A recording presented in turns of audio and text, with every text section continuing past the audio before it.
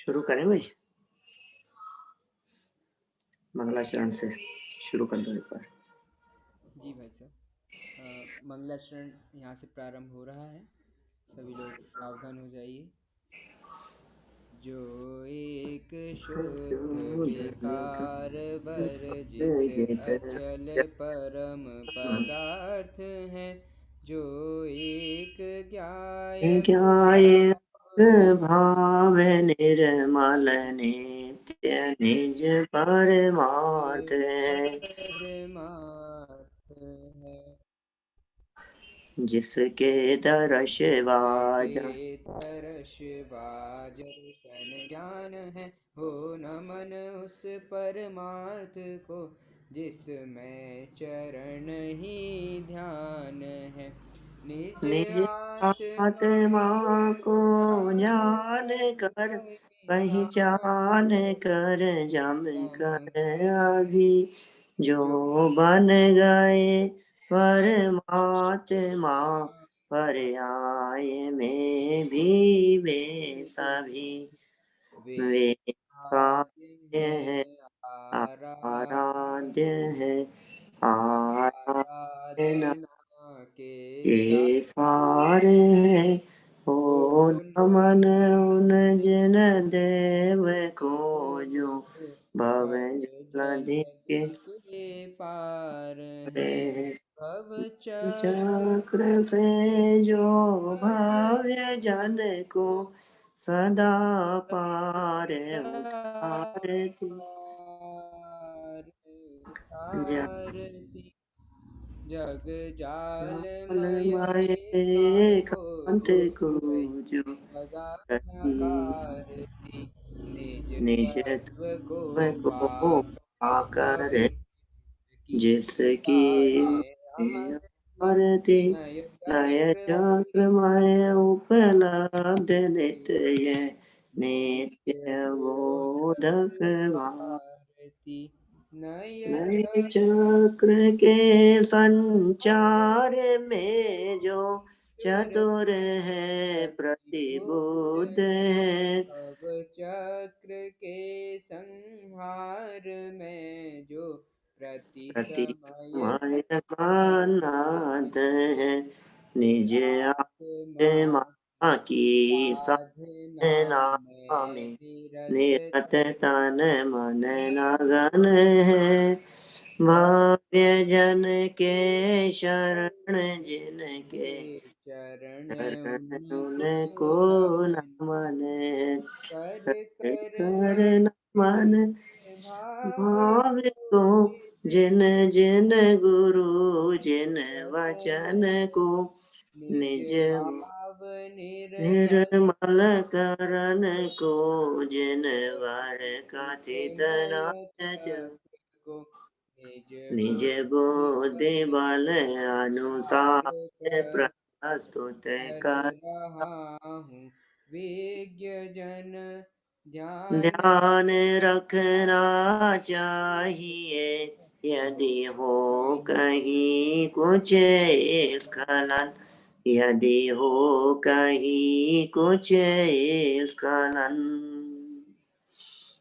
परम भाव प्रकाशक नए चक्र के आधार से यहाँ अपनी चर्चा चल रही है, और चलती हुई इस चर्चा में निश्चय और व्यवहार नए, इन दोनों ही नयों के स्वरूप को स्पष्ट कर लेने के उपरांत अब यहाँ पक्षाति ग्रंथ की चर्चा है। दोनों नयों को तो जान लिया, दोनों नयों को समझ लिया, दोनों नयों की परिभाषाओं को जान लिया, लेकिन अब प्रश्न ये खड़ा होता है कि किसको ग्रहण करें और किसको छोड़ें। एक बहुत अहम प्रश्न है किसी भी आत्मार्थी व्यक्ति के दिलो दिमाग में। किसको ग्रहण करें, किसे छोड़ें, क्या ये छोड़ने योग्य है, क्या ये ग्रहण करने योग्य है। बड़ी सुंदर और मार्मिक चर्चा है। आपको यह भी बहुत स्पष्ट हो ही चुका होगा कि इन दोनों में निषेध्य निषेधक संबंध या प्रतिपाद्य प्रतिपादक संबंध किस प्रकार से है। व्यवहार निषेध्य है, निश्चय निषेधक है। व्यवहार प्रतिपादक है, निश्चय प्रतिपाद्य है। और एक मार्मिक बिंदु जो इन दोनों नयों के संदर्भ में उठता है वो महत्वपूर्ण बिंदु यही है कि जब व्यवहार प्रतिपादक है तो वो निषेध्य कैसे हो सकता है, और यदि वो निषेध्य है तो प्रतिपादक कैसे हो सकता है। व्यवहार नय का निश्चय प्रतिपादकत्व और निश्चय नय द्वारा व्यवहार का निषेध, ये दोनों बातें जन सामान्य को समझ में नहीं आती, एक साथ एट ए टाइम रुचती नहीं है, जचती नहीं है, पसंद नहीं आती है। ये सब बातें हमारी यहाँ हो गई थी। बादाम सिंगल है कि छिलके के साथ में है या खाली छिलका है, इन उदाहरणों से इस बात को स्पष्ट कर दिया गया था। पक्षातिक्रांत की चर्चा कल यद्यपि आपके बीच में प्रारंभ की है। अब कैसे होता है वो पक्षातिक्रांत? पक्षातिक्रांत शब्द का अर्थ निर्विकल्प, पक्षातिक्रांत का अर्थ विकल्पातीत, पक्षातिक्रांत माने नयातीत। निर्विकल्प आत्मा की अनुभूति कैसे हो, उसकी क्या विधि है, ये प्रक्रिया यहाँ से हम प्रारंभ कर रहे हैं। बड़ी सुंदर चर्चा है। पेज नंबर है 64, 64 नंबर का यह पेज है। देखिए यहाँ 69 नंबर समय सार का कलश प्रस्तुत किया गया है। कलश भी इतना सुंदर है कि कलश को बस गुनगुनाते रहो, इसमें ही आनंद आता है हमारे को। कलश के शब्द भी बहुत आनंददायक दिखाई देते हैं। याद करें कलश तो बहुत अच्छा है। हमारे जो समय सार के पाठी विद्यार्थी हैं, विद्वान हैं, ये बात मजा आएगा जब इस बात को सुनेंगे, समझेंगे तब। मेरे सामने जो स्क्रीन दिख रही है, इस स्क्रीन पर ये आधा क्यों आ रहा है? ये ऊपर ब्लैक क्यों छूटा हुआ है? ऐसा कोई स्क्रीन में गड़बड़ है क्या? भाई साहब वो मेरे मोबाइल में फुल स्क्रीन है, इस कारण वो इस मोबाइल की रेशियो के हिसाब से पहुंचता है उसमें।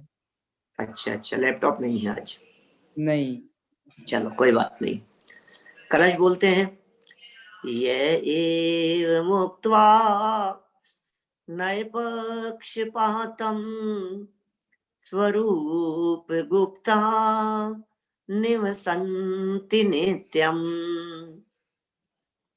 विकल्प जाल च्युत शांत चित्ता एव साक्षादमृतम पिबन्ति। क्या आप अर्थ समझ में आया कि नहीं आया? समझ में कितना सरल है। देखो यह मतलब जो मुक्त्वा माने मुक्त है, मुक्त होकर है, जो मुक्त होकर, बोले किससे मुक्त होकर? नए पक्षपातम, नयों के पक्षपात से मुक्त होकर। निश्चय नय का पक्षपात और व्यवहार नय का पक्षपात, माने निश्चय और व्यवहार दोनों ही प्रकार के विकल्पों से मुक्त होकर स्वरूप गुप्ता, वाह, स्वरूप में गुप्त होकर निवसंती, निवास करते हैं, नित्यम, हमेशा। जो समस्त नए पक्षपात से मुक्त होकर हमेशा अपने स्वरूप में ही गुप्त होकर निवास करते हैं, विकल्प जाल च्युत, विकल्प जाल से वे छूट गए हैं, शांत चित्ता, और शांत चित्त हो गए हैं, तह एव, वे ही साक्षात अमृतम पिबंती, साक्षात अमृत का पान करते हैं, अमृत को पीते हैं। अमृतम पिबंती, साक्षात अमृतम पिबंती, क्या कितने सुंदर शब्द कह रहे हैं। कौन पीता है भैया? अमृत पीने वाला कौन है इस जगत में? अमृत पियो, अमृत पियो, हमें अमृत पीना है। कैसे पिएंगे भाई साहब आप अमृत? अमृत पीने की विधि क्या है? अमृत कैसे पिए? तो पता है क्या कह रहे हैं? ये नए पक्षपात से मुक्त होकर अपने स्वरूप में सदा सदा के लिए निवास करो, आप अमृत का पान कर पाएंगे। ये अमृत के पान करने की विधि है, ये अमृत पीने का रहस्य है। कैसे पिए अमृत? बोले विकल्प जालों से मुक्त होकर आप अमृत का रसास्वादन कर पाएंगे। देखें तत्वान्वे, नीचे पढ़ता हूं, जो नए पक्षपात को छोड़कर सदा स्वरूप में गुप्त होकर निवास करते हैं और जिनका चित्त विकल्प जाल से रहित शांत हो गया है, वे ही साक्षात अमृत का पान करते हैं। गजब हो गया, साक्षात अमृत का पान करने वाले ये कैसे जीव हैं? धन्य है वे जीव जो साक्षात अमृत का पान कर रहे हैं। धन्य है वे जीव जो अमृत पी रहे हैं। कैसे पिएंगे? बोले विकल्प जाल से मुक्त होकर के अमृत पी पाएंगे। वो सारी विधि आज यहाँ चर्चा में आने वाली है। विकल्प जाल से मुक्त हो, देखो ये कितना सुंदर शब्द है। कभी कभी ऐसा लगता है दुनिया में भी किसी विषय का आनंद लेना हो और विकल्प चल रहे हो तो आप आनंद नहीं ले सकते। आपके दिमाग में बिजनेस की टेंशन चल रही हो और घर में मनपसंद भोजन बने तो उस भोजन का आनंद नहीं आता। ये क्या हुआ? मजा क्यों नहीं आ रहा है? आनंद क्यों नहीं आ रहा है? कि क्या करें भाई साहब, क्या करें, इतनी टेंशन चल रही है, दिमाग ही नहीं लग रहा है, उपयोगी नहीं लग रहा है। इसका मतलब यह एव मुक्त्वा नए पक्षपातम, एक तो ये शब्द और नीचे वाली लाइन के ये शब्द जिनमें क्या कहा गया? स्वरूप गुप्ता नहीं, विकल्प जाल च्युत शांत चित्तास्त है। विकल्प जाल से जो शांत हो गए हैं, विकल्प जाल से जो च्युत हो गए हैं, क्या तो नए पक्षपात से भी रहित और विकल्प जाल से भी मुक्त। मतलब सर्व प्रकार के विकल्प जालों से मुक्त होते हैं, तब जाकर के साक्षात रसास्वादन होता है, आनंद आता है, अमृत का पान किया जाता है। आत्मा के अनुभव करने की भी यही विधि है। इसी विधि से आत्मा का अनुभव होता है, इसके अलावा दूसरी कोई प्रक्रिया नहीं है। जब तक आपके दिलो दिमाग में विषय कषाय संबंधी विकल्प चलते रहेंगे तब तक तो आत्मा का अनुभव बहुत दूर है। उसे तो छोड़िए, यदि हमारे दिलो दिमाग में यदि देव शास्त्र गुरु संबंधी भी विकल्प चल रहे हैं तो भी अनुभव नहीं है। और नजदीक आइए, देव की वाणी, शास्त्र या गुरु की वाणी, ये भी जब तक हमारे विकल्पों का विषय बनी हुई है तब तक भी आत्मा का अनुभव नहीं है। और तो और आत्मा के अनुभव के लिए आत्मा के विकल्प भी बाधक हुआ करते हैं। अनुभव के काल में अनुभव संबंधी विकल्प भी व्यवधान उत्पन्न करने वाले होते हैं।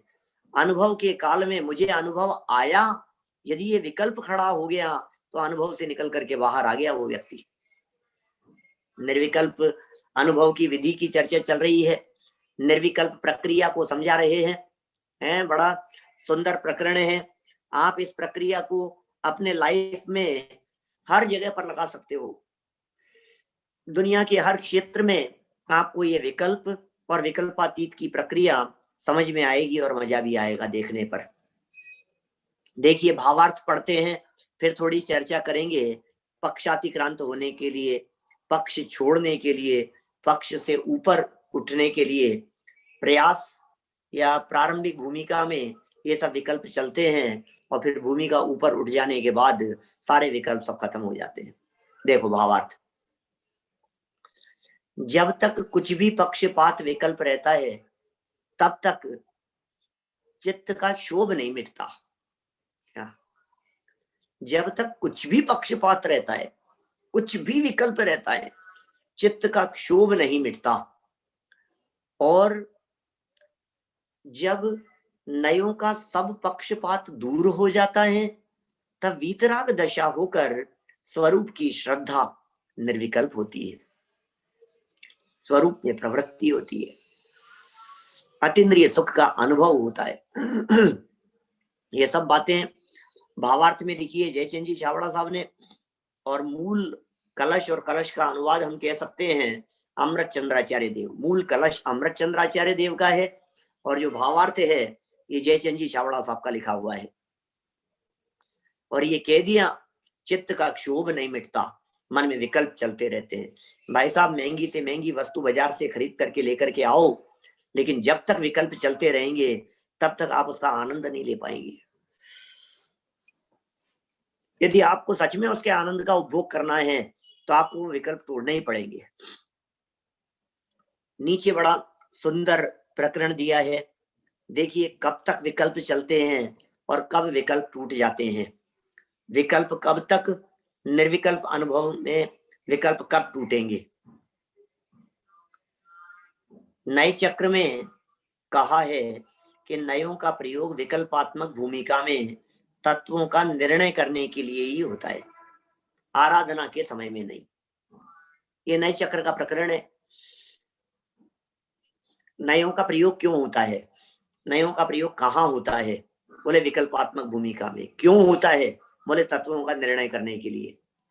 तो एक तो निर्णय करने के लिए और विकल्पात्मक भूमिका में हुआ, आराधना के समय में नहीं हुआ। नयों का प्रयोग आराधना के समय में नहीं किया जाएगा। अनुभव के काल में तो नए संबंधी सारे विकल्प विलय को प्राप्त हो जाते हैं।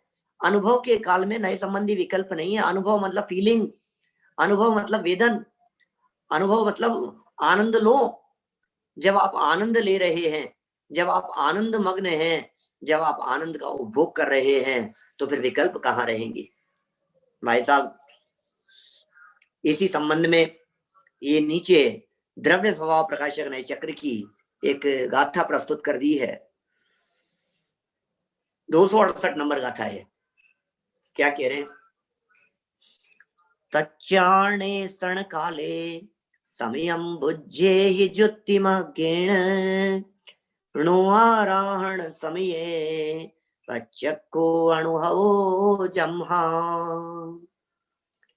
तच्चाणेषण तत्वान्वेषण काले, तच्चाणेषण काले, तत्व अन्वेषण काले मतलब काल में, समयम ओह वस्तु की चर्चा चल रही है, बुज्झे ही युक्तिमग्गेण युक्ति के मार्ग से, और णो आराहण समये आराधना के समय में, प्रत्यक्ष अनुभव जमहा जब तक प्रत्यक्ष अनुभव नहीं।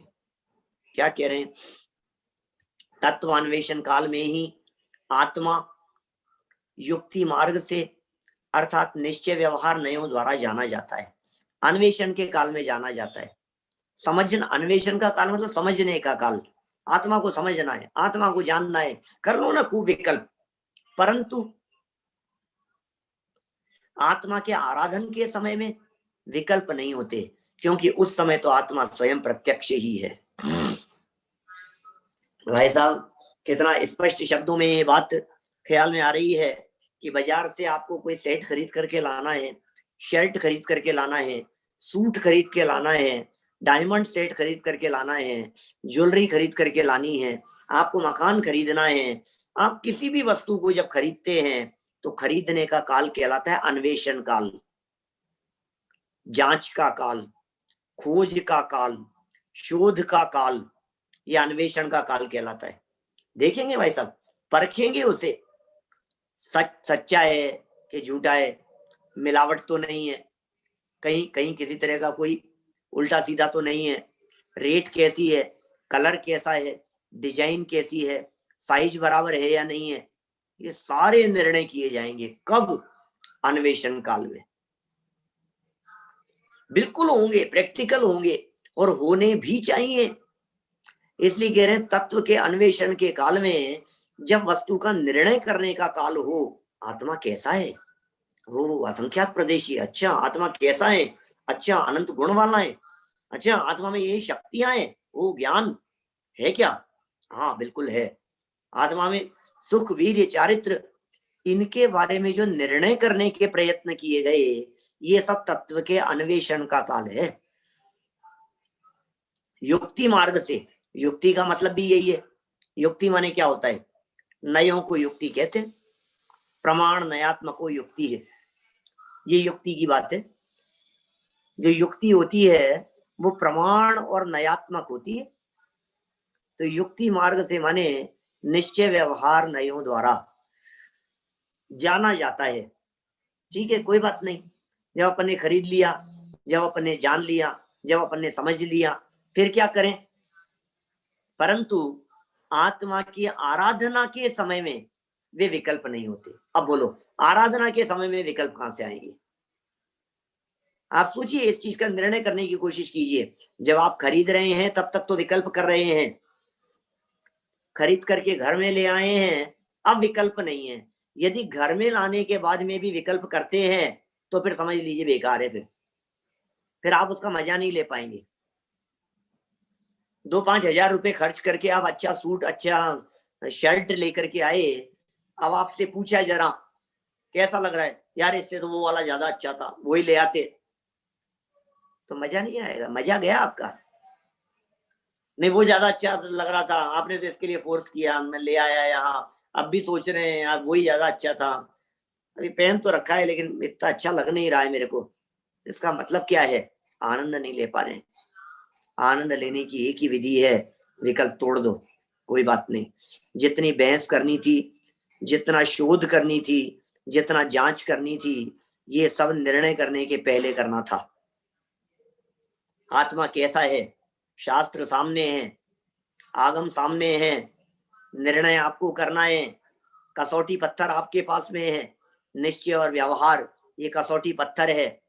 कितना कैरेट का है ये, इसमें गोल्ड कितना है, प्योरिटी कितनी है, इसमें अशुद्धता कितनी है, कितनी मिलावट है, कर लो निर्णय एक बार, पक्का कर लो निर्णय। और जब पक्का निर्णय हो जावे, बोले उसके बाद में दिमाग मत लगाना, उसके बाद में मत देखना, उसके बाद में मत दिमाग लगाना, जो जो आ गया सो आ गया।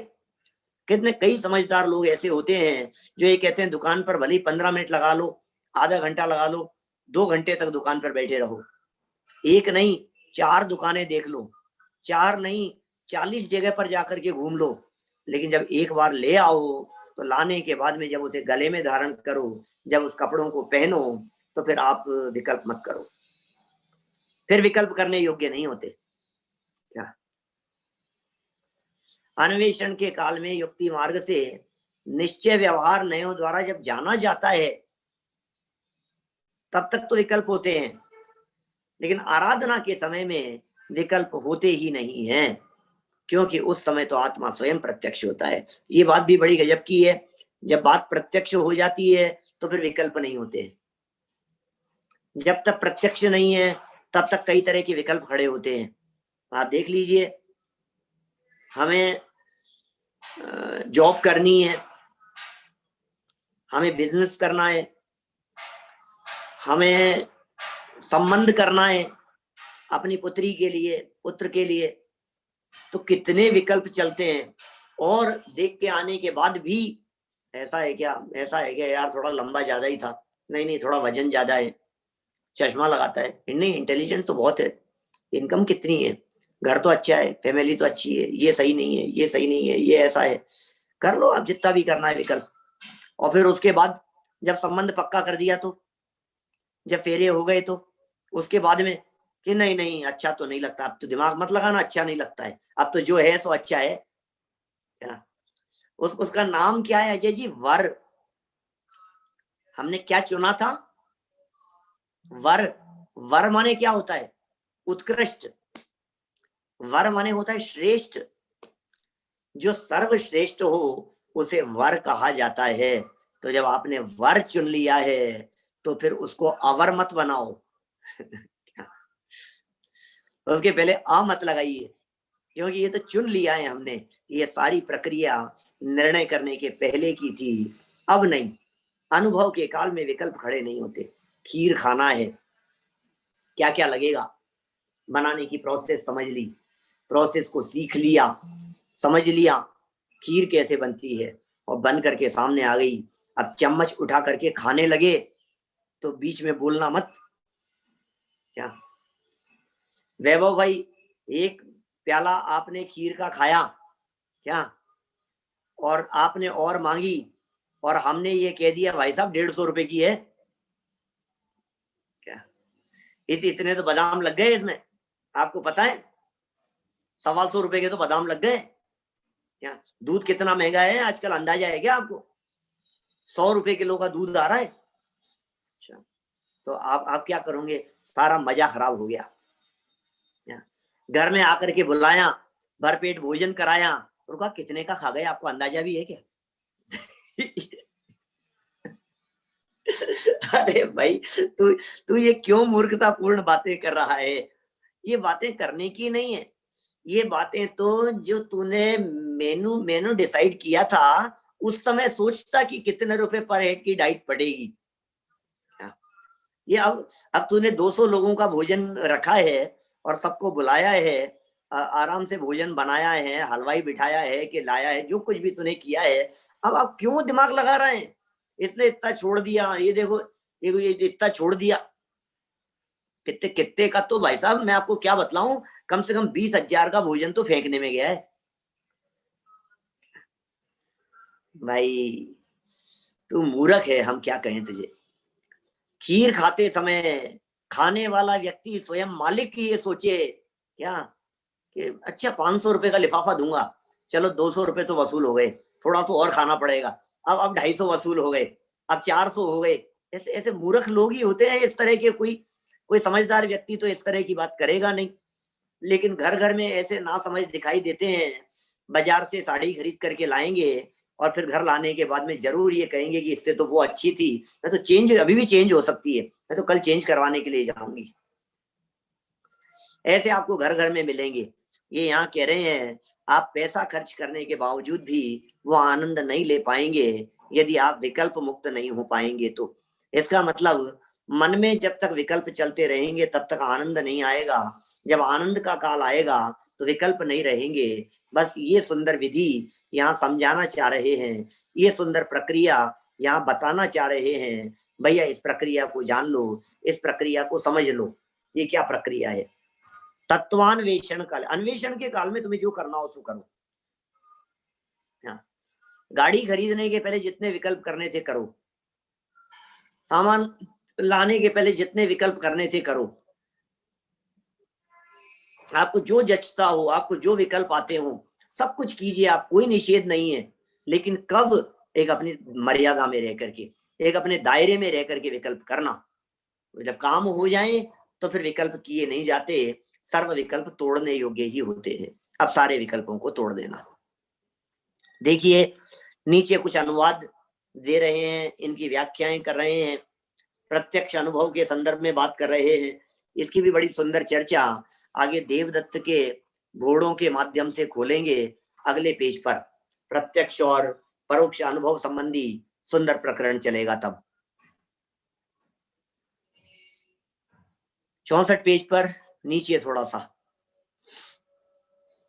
यहां यह बात बहुत सावधानी से समझने जैसी है, समझने योग्य है कि यहां निश्चय नय का पक्ष छुड़ाया है, विकल्प छुड़ाया है, निश्चय नय का विषयभूत अर्थ नहीं। बहुत सुंदर बात है भाई साहब, हर्षवर्धन जी साहब, ये बहुत सुंदर समझने जैसी बात है। निश्चय और व्यवहार कभी कह देंगे दोनों छोड़ने लायक है, कभी कह देंगे व्यवहार छोड़ने लायक है, निश्चय नहीं। क्या? तो कभी कुछ कहेंगे कभी कुछ कहेंगे। इस बात को समझो तो सही, ये क्या कह रहे हैं यहां? ये कह रहे हैं जिस समय छोड़ने की बात कही गई, सावधानी की बात कही गई कि निश्चय नय का पक्ष तो छोड़ा है, विकल्प छोड़ा है, उसके विषयभूत वस्तु को नहीं छोड़ा है। क्या? आप उसकी वस्तु को छोड़ना नहीं है। और व्यवहार नय का क्या करना है? व्यवहार नय का मात्र पक्ष ही नहीं, उसका विषयभूत अर्थ भी छोड़ने योग्य है। पर निश्चय नय का मात्र पक्ष या विकल्प छोड़ना है, उसके विषयभूत अर्थ को तो ग्रहण करना है। निश्चय नय के विषयभूत अर्थ को ग्रहण करने में बाधक जानकर ही निश्चय नय के विकल्प को भी छुड़ाया है। क्या?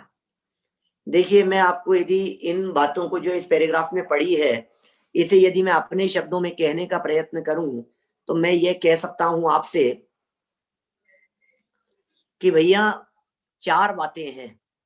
एक निश्चय नय, एक निश्चय नय संबंधी विकल्प, एक ये ऐसा समझो निश्चय स्वरूप वस्तु, निश्चय नय की विषयभूत वस्तु और निश्चय नय का विकल्प।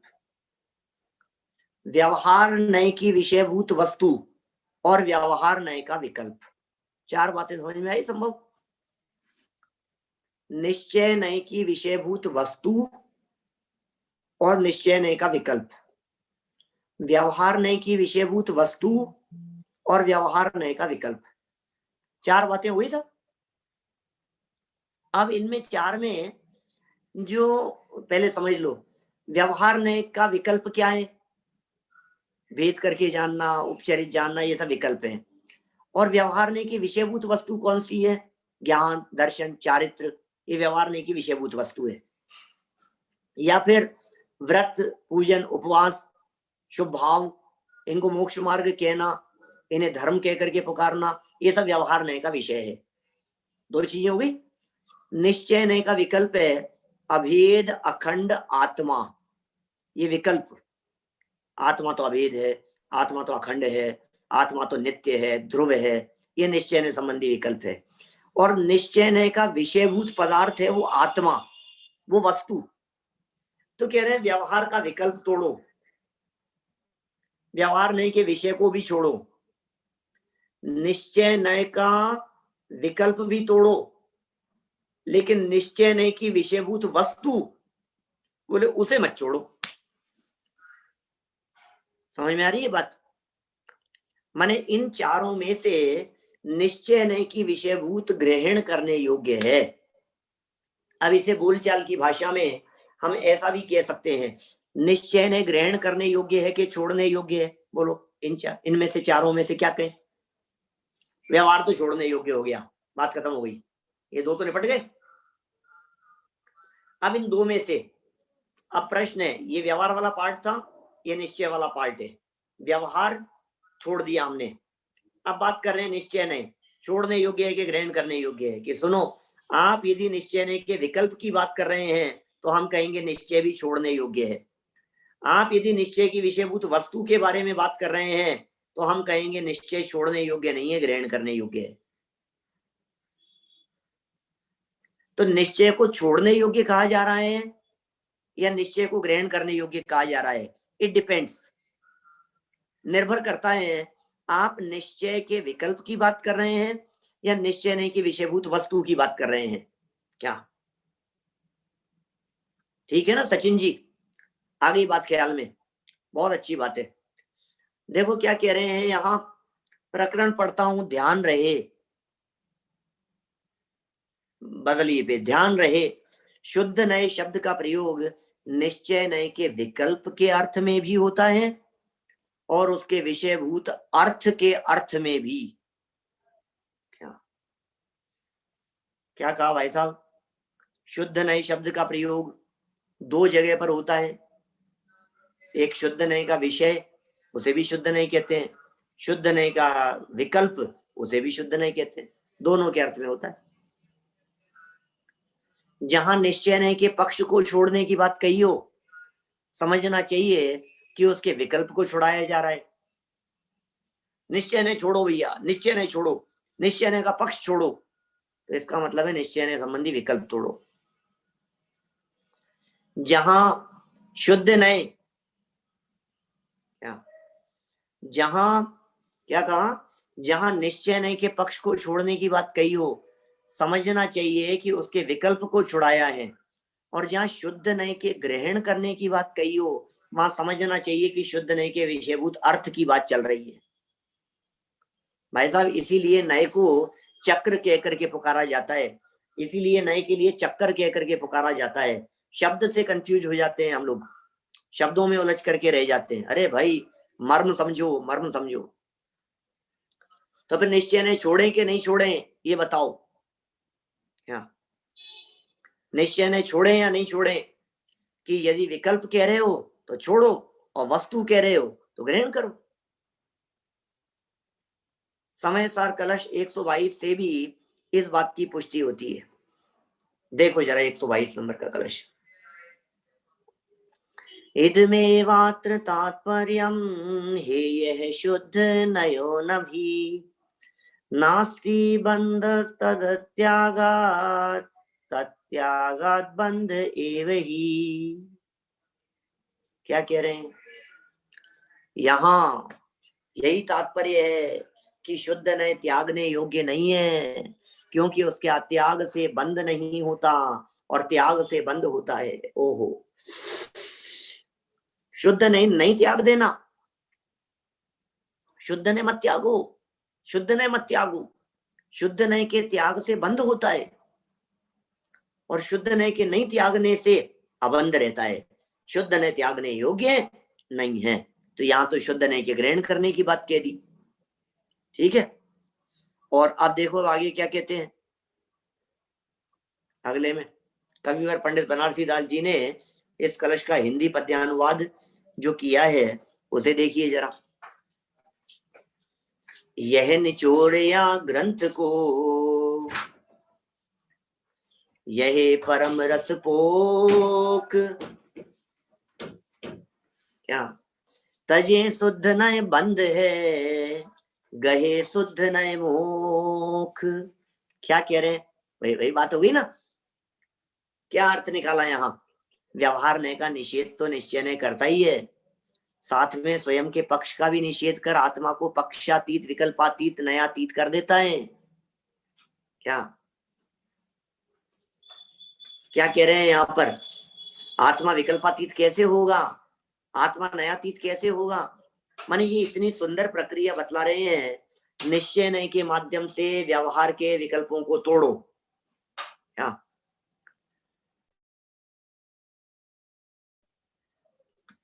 क्या कहा? पहले तो तोड़ो, निश्चय नय के माध्यम से व्यवहार संबंधी विकल्पों का त्याग करो। क्या? और समझ में आ रही है? आई क्या समझ में क्या कह रहे हैं? क्योंकि वो निषेध्य है ना, व्यवहार नय जो है ये व्यवहार नय तो निषेध्य है ना, छोड़ने योग्य है। तो वो निषेध्य है तो निषेधक कौन था? बोले निषेधक तो निश्चय था। इसका मतलब निश्चय नय ने व्यवहार नय का निषेध कर दिया। व्यवहार नय के माध्यम से जो बात कही गई, निश्चय नय ने कहा नहीं भैया ऐसा नहीं है, ऐसा नहीं है। आपको ध्यान होगा एक पंचाध्यायीकार की पंक्तियों के आधार पर मैंने निश्चय नय का लक्षण बताया था पीछे, न तथा, ऐसा नहीं है, न तथा ऐसा नहीं है, न तथा ऐसा नहीं है। आत्मा में ज्ञान दर्शन चारित्र, बोले नहीं नहीं नहीं ऐसा नहीं है आत्मा। तो आत्मा में प्रदेश, बोले नहीं नहीं ऐसा नहीं है। अरे तो फिर है कैसा? बोले जो है सो है, बस जो है सो है उतना ही स्वीकार करना। तो यहाँ क्या कह रहे हैं? यहाँ ये कह रहे हैं कि व्यवहार नय का निषेध तो निश्चय ने कर दिया, अब निश्चय का निषेध कौन करे? साथ में स्वयं के पक्ष का भी निषेध वो स्वयं करता है और तब आत्मा को पक्षातीत या विकल्पातीत या नयातीत कर देता है। आचार्य देवसेन अपने नए चक्र में निश्चय नय को पूज्यतम सिद्ध करते हुए लिखते हैं। देखिए जरा क्या लिखते हैं वे पूज्यतम सिद्ध करते हुए।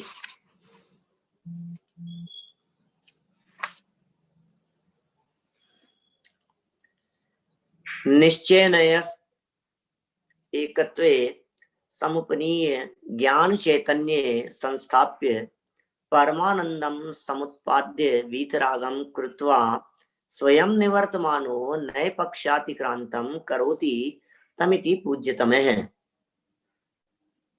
निश्चय नय एकत्व को प्राप्त करा के ज्ञान रूपी चैतन्य में स्थापित करता है, परमानंद को उत्पन्न कर वीतराग बनाता है। इतना काम करके वह स्वतः निवृत्त हो जाता है। इस प्रकार वह जीव को नए पक्ष से अतीत कर देता है, इस कारण वह पूज्यतम है। निश्चय ने पूज्यतम क्यों है? क्योंकि वो नए पक्षातिक्रांत बना देता है, इसलिए उसे यहाँ पूज्य कहा गया है। और भी देखिए इसी प्रकार की बात आगे भी कहते हैं।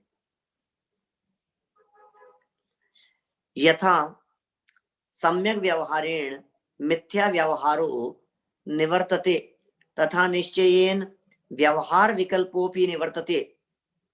यथा निश्चयनयेन व्यवहार विकल्पोपि निवर्तते तथा स्वपर्यवसित भावे का एकत्व विकल्पोपि निवर्तते। एवं ही जीवस्य योऽसौ स्वपर्यवसित स्वभाव से एव नए पक्षातीत है। ऊपर बढ़ाओ भाई, अटक गया क्या?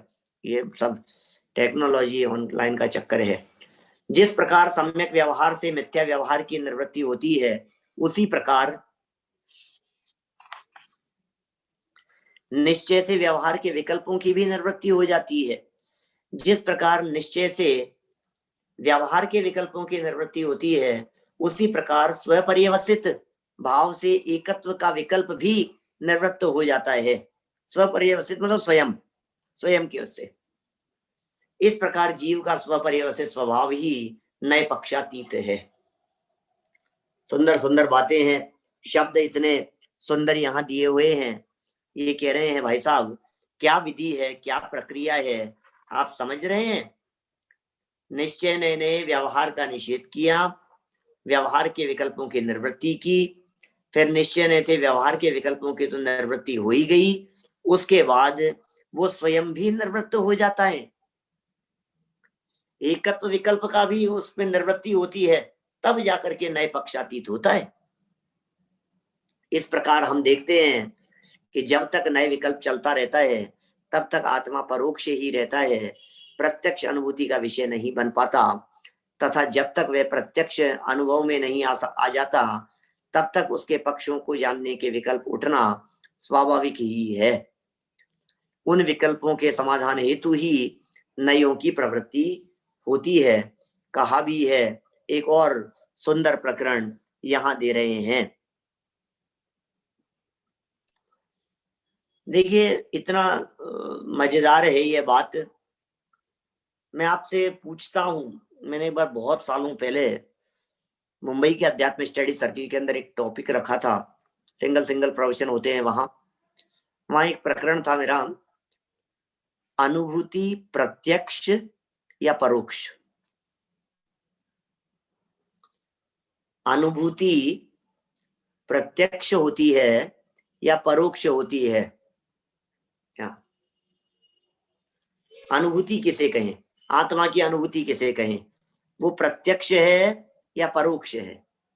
क्या कहना है आपका?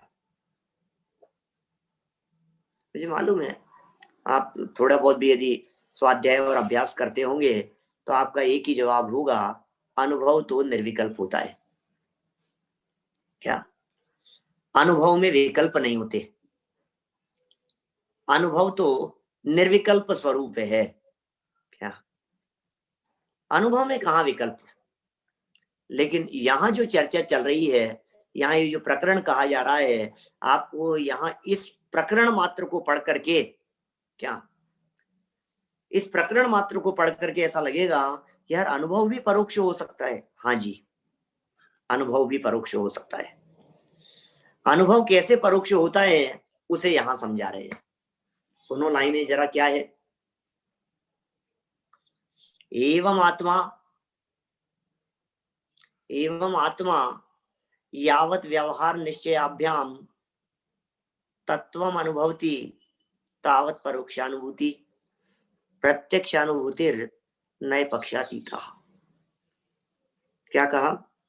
यावत माने जब तक, एवं आत्मा का मतलब इस प्रकार आत्मा, यावत माने जब तक, व्यवहार निश्चयाभ्याम व्यवहार और निश्चय के द्वारा तत्वम अनुभवती तत्व का अनुभव करते हैं, तावत तब तक परोक्षानुभूति है, परोक्षानुभूति है। प्रत्यक्ष अनुभूति नए पक्षातीतः, प्रत्यक्ष अनुभूति जो होती है वो नए पक्ष से अतीत होती है। नहीं आई समझ में? यार अनुभव करना है हमारे को, आत्मा का अनुभव तो प्रत्यक्ष ही होता है, अनुभव में परोक्षपना कहाँ है? नहीं है, अनुभव में भी परोक्षपना है। परोक्ष अनुभूति किसे कहते हैं? विकल्पात्मक दशा में जब किसी वस्तु का निर्णय करने के लिए संकल्प विकल्प जोर मार रहे होते हैं, तो उसे परोक्ष अनुभूति कहते हैं। आप कभी शिखर जी गए हो क्या? कि हाँ हाँ गए हैं ना, हम शिखर जी गए हैं। अच्छा गए हो आप? अच्छा आप? कि नहीं मैं नहीं गया। तो पहले एक बार समझ लो क्या है शिखर जी में। बताओ बताओ क्या होता है। शिखर जी जाने के पहले, शिखर जी के संबंध में सुन सुन करके जो पिक्चर हमारे दिलो दिमाग में बनी है, उसका नाम है, उस पिक्चर का नाम है परोक्ष अनुभूति। क्या कहा? परोक्ष अनुभूति क्या चीज है? किसी भी टॉपिक के बारे में, किसी सब्जेक्ट के बारे में सुन सुन करके जो पिक्चर बन जाती है, उस दिमाग में बनी हुई पिक्चर का नाम परोक्ष अनुभूति है। ये जो है ना स्केच आर्टिस्ट, क्राइम ब्रांच के साथ में काम करने वाले, ये सब आपके देखे हुए बात को सुन सुन करके वैसा चित्र बना देते हैं जो चित्र हकीकत में हो। उस अपराधी का वैसा चित्र बन जाए। तो शास्त्र के माध्यम से आत्मा का अनुभव करने के पहले निश्चय और व्यवहार नयों के माध्यम से इतना निर्णय कर लो, इतना निर्णय कर लो कि जब आत्मा का अनुभव होवे तो लगे यही तो था और यही तो सोचा था मैंने, ऐसा ही तो था। ये जो दिमाग में पिक्चर क्लियर होती है, इस दिमाग में क्लियर होने वाली पिक्चर को परोक्ष अनुभूति कहते हैं। और प्रत्यक्ष अनुभूति तो विकल्पातीत होती है। जब प्रत्यक्ष अनुभव हो गया है, एक बात और समझ लेना, परोक्ष के बिना प्रत्यक्ष अनुभूति नहीं होगी। जब जब प्रत्यक्ष अनुभूति होगी तो नियम से उसके पहले परोक्ष अनुभूति होगी ही होगी। नियम से परोक्ष अनुभूति होगी। मैं इसे ऐसा भी कहता हूं, विकल्पातीत तो होने के पहले विकल्प आते ही आते हैं, नियम से आएंगे। जिसे अभी विकल्प ही नहीं आ रहे हैं, वो विकल्पातीत कैसे होगा? भोजन करने के पहले भोजन संबंधी विकल्प आते हैं। अच्छा मैं आपसे कहता हूं, दुकान खोलने के पहले, दुकान खोलने का मतलब नहीं खोल रहे हो आप, मकान बनाने के पहले आपके दिमाग में मकान की पिक्चर बनती है या नहीं? ऐसा बनेगा, यहाँ बेडरूम होगा। नक्शा जब बन करके आता है तो आप उस नक्शे को देख करके अपने उपयोग में कुछ पिक्चर बनाते हो कि नहीं? ऐसा बनेगा, ऐसा बनेगा, ऐसा होगा, बनने के बाद ऐसा होगा। जब मार्केट से, अब तो सब रेडीमेड के जमाना चल रहा है, लेकिन जब बाजार से आप सूट का कपड़ा लेकर के आते हैं और उसे टेलर के सिलवाने के लिए देते हैं, तो आपके दिमाग में पहले ही ये लग जाता है ना कि मैं कैसा लगूंगा, ये बनने के बाद में कैसा बनेगा। ये जो पिक्चर दिमाग में बन रही है, तब तो आप लेकर के आते हैं। घर में आपको टाइल लगानी है, वॉशरूम में यदि आपको टाइल्स लगानी है, तो टाइल्स लगाने के पहले दिमाग में पिक्चर बनती है ना, ये कैसी लगेगी वहां। दुकान पर खड़े हैं और अपने बेडरूम को देख रहे हैं, खड़े हैं दुकान पर और घर का वॉशरूम नजर आ रहा है कि उस जगह पर ये कलर कैसा लगेगा, ये डिजाइन कैसी लगेगी, और अपनी आंखों में, अपनी निगाह के अंदर हमारे वो पूरी पिक्चर बन जाती है। तो ये जो परोक्ष पिक्चर बन रही है दुकान पर खड़े खड़े, जब वो प्रैक्टिकल जाकर के लगेगा तब भी वैसा का वैसा ही दिखेगा, फिर विकल्प नहीं रहेगा कुछ भी। मतलब प्रत्यक्ष होने के बाद तो विकल्प है ही नहीं, परोक्ष जब तक है तब तक चलता है नहीं यार ऐसा लगेगा क्या, नहीं ऐसा, हाँ लगेगा तो ऐसा ही लगना चाहिए। दिमाग में जो चल रहा है, निर्णय करने के प्रयास चल रहे हैं, ये निश्चय व्यवहार के माध्यम से। ये तत्व का निर्णय करने के लिए आगम में ये कहता है, निश्चय ने ऐसे आत्मा ऐसा है, व्यवहार ने ऐसे ऐसा है, द्रव्यार्थिक ने ऐसे ऐसा है, निगम ने ऐसे ऐसा कहा है। यार ज्ञान ने ऐसा कहता है, वो ऐसा कह रहा है, गुणी अगुणी ने इस तरह की बात कही है, फिर वस्तु का स्वरूप कैसा है, ये सब तत्वान्वेषण काले, तच्चान्वेषण काले, तत्व के अन्वेषण काल में सब निर्णय होंगे। प्रदेशों का, गुण धर्म का, शक्तियों का, योग्यताओं का, सब निर्णय होंगे बैठे बैठे आपको, और करने ही पड़ेंगे ये सारे निर्णय। प्रत्यक्ष हो जाने के बाद में तो फिर जरूरत नहीं होती कुछ भी। इसलिए जिसे अभी परोक्ष अनुभूति करने का विकल्प नहीं है, उसके प्रत्यक्ष अनुभूति दूर दूर तक संभव नहीं है। प्रत्यक्ष अनुभूति के पहले परोक्ष अनुभूति जरूर कीजिए, कीजिए आगम के आधार पर, कीजिए शास्त्रों के आधार पर, प्रयत्न कीजिए। देखिए प्रत्यक्ष अनुभूति को बता रहे हैं। नीचे देवदत्त का एग्जाम्पल देकर के चर्चा की है। मैं नीचे से पढ़ता हूं, सीधे देखिए आप। कोई देवदत्त नामक पुरुष, देवदत्त न्याय शास्त्रों का फेमस कैरेक्टर है, हीरो है देवदत्त। न्याय शास्त्रों में आपको कदम कदम पर आचार्यों के द्वारा किसी व्यक्ति को खड़े हुए नाम मिलेगा, तो उस व्यक्ति का नाम है देवदत्त। देवदत्त ही नाम मिलेगा वहां। तो देवदत्त एक व्यक्ति का नाम है। राजा से अपूर्व परोक्ष घोड़ों के बारे में चर्चा करता है। अरे भाई साहब, राजा महाराजा मेरे पास में ऐसे बड़े बड़े ऐसे घोड़े हैं। तब वो राजा उससे बड़ी ही उत्सुकता से पूछता है, वे कैसे हैं, छोटे हैं या बड़े हैं, उनका रंग कैसा है, लाल है क्या, आदि अनेक अनेक धर्मों गुणों के बारे में बार बार विकल्प उठाकर पूछता है।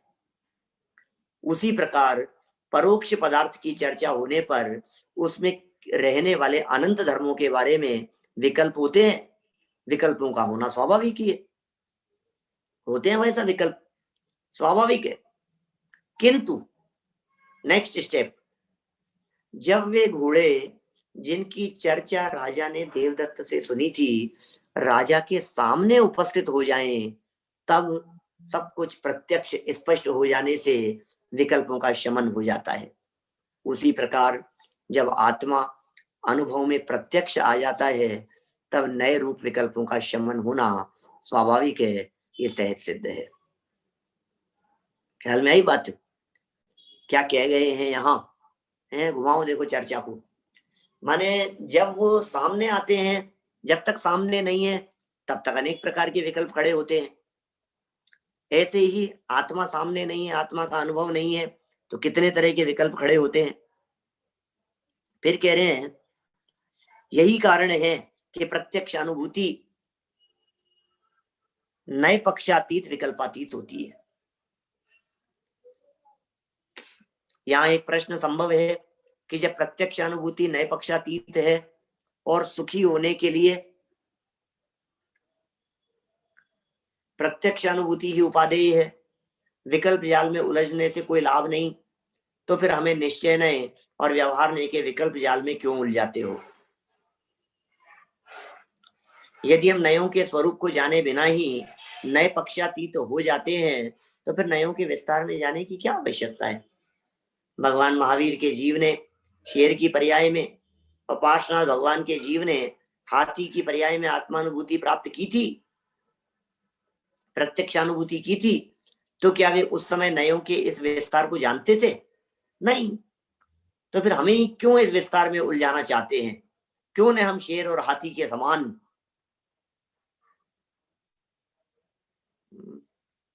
घुमाओ भाई।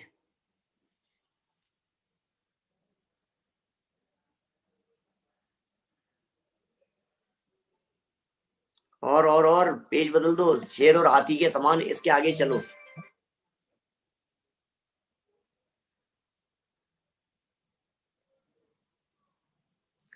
क्यों न हम शेर और हाथी के समान नए पक्षातीत हो जावें, विकल्पातीत हो जावें, आत्मानुभूति प्राप्त कर लें, या फिर तुस्मासम घोषंतो वाले शिवभूति मुनिराज के समान अपने चरम लक्ष्य को प्राप्त कर लें।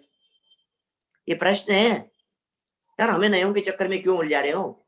शेर ने कैसे किया था, हाथी ने कैसे किया था, तुस्मासम घोषंतो वाले शिवभूति मुनिराज ने कैसे कर लिया?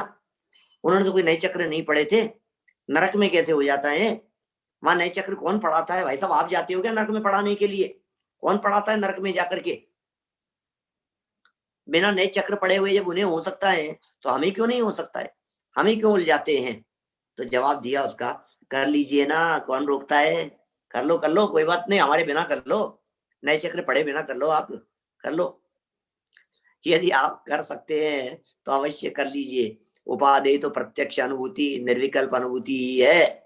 उपादेय तो यही है, नए विकल्प नहीं।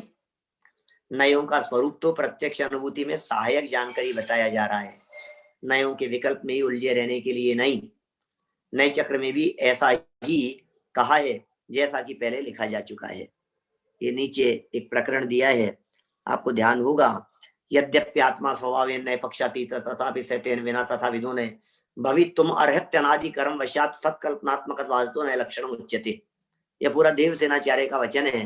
अपन ने पहले पढ़ा था कि भैया आत्मा तो नए पक्षातीत है, लेकिन वो नए पक्षातीत होते हुए भी पर्याय में नए पक्षातीत होने में समर्थ नहीं है विकल्पों के बिना। इसलिए मिथ्या विकल्पात्मक नयों के निषेध के लिए सम्यक विकल्पात्मक नयों का स्वरूप कहते हैं।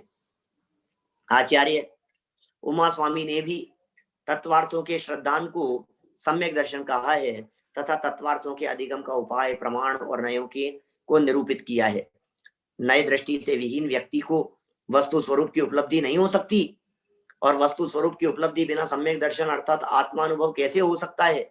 इस प्रकार माइल्य धवल की इस उक्ति का उल्लेख भी आरंभ में किया जा चुका है। ध्यान होगा आपको। जेण तिट्टि विहीणा तारणने वस्तु स्वभाव उपलब्धि वस्तु स्वभाव विहूणा सम्मत दिट्टि कहम होंती, इसकी चर्चा हम आपके बीच में कर चुके हैं। फिर भी आप नयों और उसके द्वारा प्रतिपादित वस्तु स्वरूप को समझे बिना ही आत्मानुभूति प्राप्त करने का आग्रह रखते हैं तो भले ही रखें, हम क्या करें। आप यदि इसका आग्रह रखते हैं तो भले ही रखें। हाँ, यह बात अवश्य है कि आप नयों के विस्तार में न जाना चाहें तो भले ही न जावें, पर उनका सामान्य स्वरूप से सम्यक ज्ञान तो करना ही होगा। आप शेर और हाथी की बात करते हैं, कोई बात नहीं। सो भाई, शेर और हाथी तो 7 तत्वों 6 द्रव्यों 9 पदार्थों 5 भावों 4 अभावों द्रव्य गुण पर्याय आदि के भी नाम नहीं जानते थे, पर आपने क्यों सीखे। इनके नामादिक बिना जाने जैसे उन्होंने आत्मानुभव किया था वैसे आप भी कर लेते। जैसे आपने सप्त तत्वादिक का ज्ञान किया वैसे प्रमाण नयादिक का भी करना चाहिए। उनके समान ही ये भी उपयोगी हैं। शेर और हाथी की पर्याय में उन्हें सप्त तत्वादिक के नामादिक का ज्ञान नहीं होने पर भी उनका भाव भाषण था।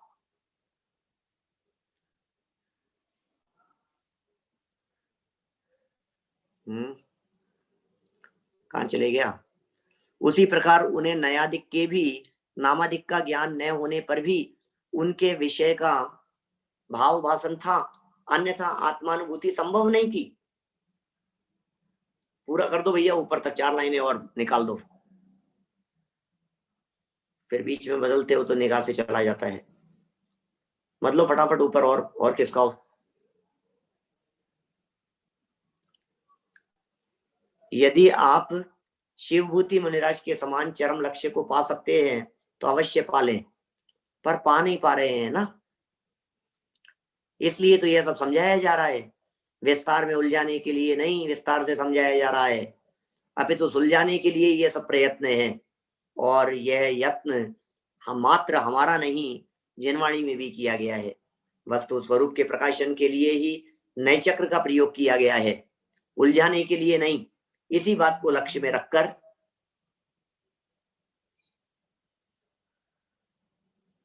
नेट अटक जाता है, ऐसा लगता है।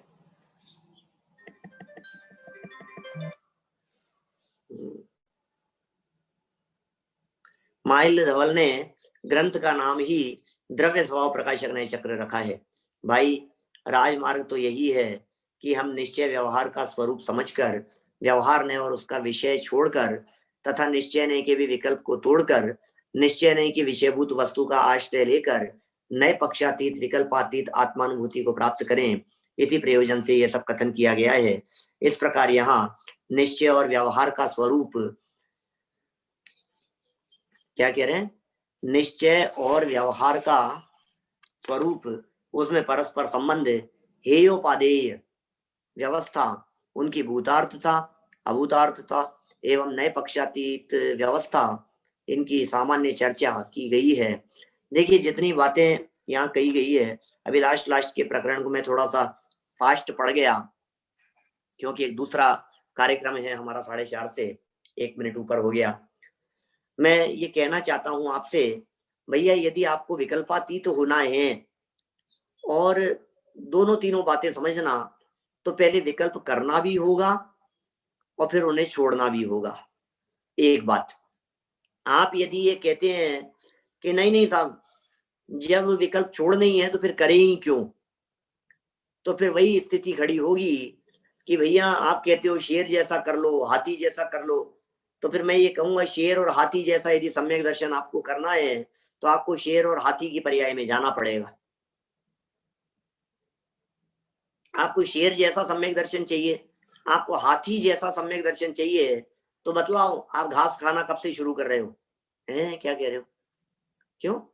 सम्यक दर्शन तो हाथी जैसा चाहिए और भोजन मनुष्यों जैसा चाहिए। सम्यक दर्शन तो शेर जैसा चाहिए और भोजन मनुष्यों जैसा करना है। कैसे पड़ेगी पार, बतलाओ? आपने तो परिवार के नाम भी याद क्यों किए? आपने बच्चों के नाम याद क्यों किए? 6 द्रव्य 7 तत्व आपने क्यों जाने, क्यों समझे? उनको भी छोड़ देते ना। लेकिन भाई जैसे आपने बुद्धिपूर्वक 6 द्रव्यों को जाना है, बुद्धिपूर्वक 7 तत्वों को जाना है, अपना उपयोग जिस तरह से वहां लगाया है, ठीक उसी प्रकार हम आपको ये बात कहना चाहते हैं, यहाँ भी आपको अपना उपयोग लगाना ही पड़ेगा। आप अपना उपयोग लगाइए और अपने उपयोग को लगाकर निर्विकल्प अनुभूति के लिए प्रयत्न कीजिए। अवश्य निर्विकल्प आत्मा की अनुभूति होगी, होगी और अवश्य होगी। हम सब विकल्प से निर्विकल्प होते हुए अल्प काल में मोक्ष मार्गी बनकर मुक्ति की प्राप्ति करें। इसी भावना से बात को यहीं विराम देता हूं। निज निधि निज में बताई यह अनंत उपकार है, उसके लिए जिन वाणी